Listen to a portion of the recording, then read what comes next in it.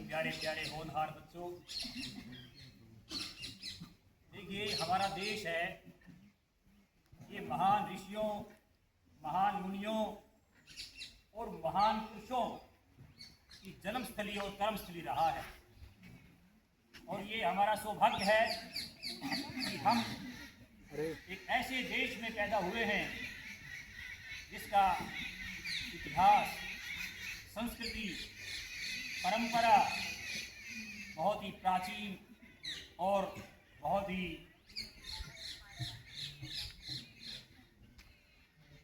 महत्वपूर्ण और ऐतिहासिक है।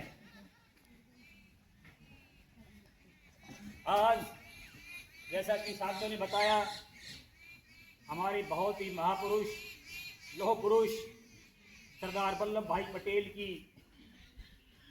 जयंती है, जिन्होंने इस देश के लिए बहुत संघर्ष किया कि ये देश गुलामी की बेड़ियों से कैसे मुक्त हो। और उसके बाद उनका संघर्ष रुका नहीं।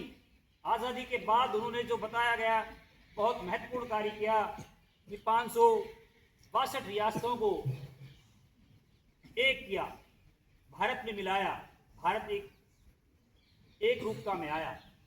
जबकि अंग्रेज ये सोचते थे कि भारत आज़ाद होकर भी आज़ाद नहीं होगा, इसके टुकड़े टुकड़े पड़े रहेंगे और इसकी कोई वैल्यू नहीं होगी।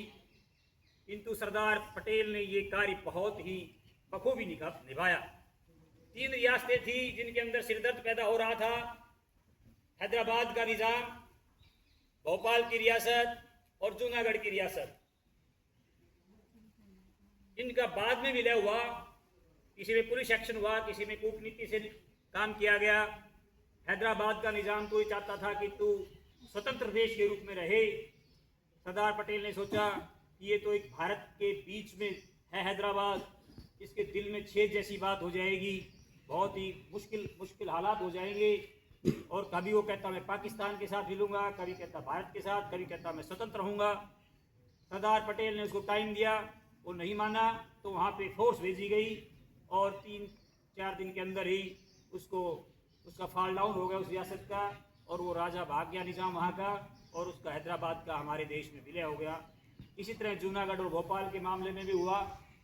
तो प्यारे बच्चों, वो व्यक्ति ऐसे थे जो दृढ़ संकल्पी थे, जो देश प्रेम से ओतप्रोत थे, जो अपने निजी स्वार्थों से ऊपर थे, जो परोपकार की भावना के अंदर भरे हुए थे। ऐसे व्यक्तियों से हमें प्रेरणा लेनी चाहिए और उनके जीवन मूल्यों को हमें अपनाना चाहिए। तो उनको आज इस अवसर पर, जो कि राष्ट्रीय एकता दिवस के रूप में मनाया जाता है, हम ऐसे महापुरुषों को श्रद्धांजलि अर्पित करते हैं और शत शत नमन करते हैं।